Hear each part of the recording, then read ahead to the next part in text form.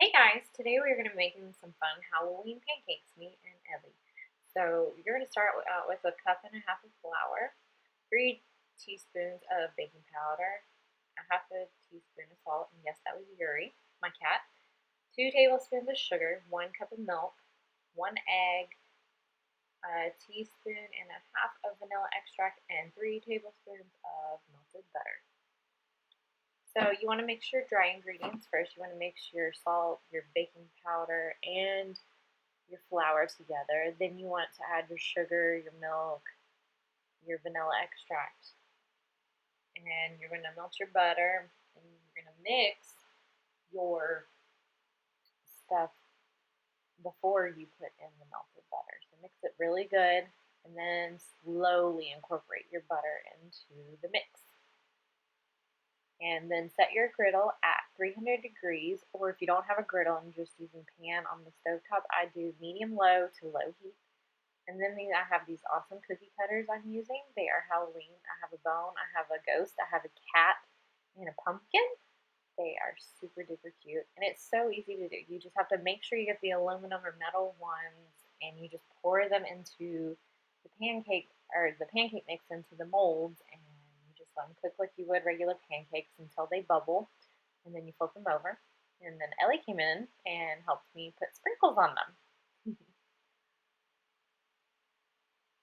And there's Yuri again. A little dance party, a little sprinkle party with extra sprinkles on some of them. And we're making plain pancakes for Daddy because, he likes regular pancakes versus these Halloween crazy ones. So it's real easy when you flip them over. You may have to push the top of the pancakes down with your fingers just to get them out of the cookie mold, which is very easy. So, and it's not too hot if you have the aluminum ones. They don't get as hot as like the metal ones do, so you can actually touch them with your hands. And that's why you see me touching them with my hands. Otherwise, I would have been wearing some kind of gloves.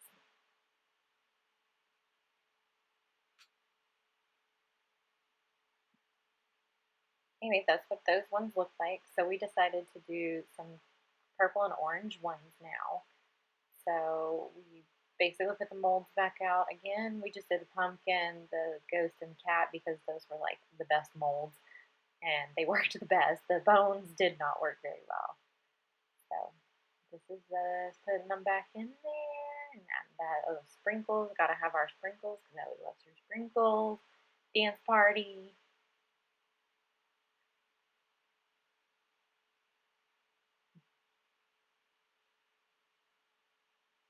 These are super fun to do with the whole family, and this is what our finished product looks like, and we hope you guys have a happy and fun Halloween. Bye!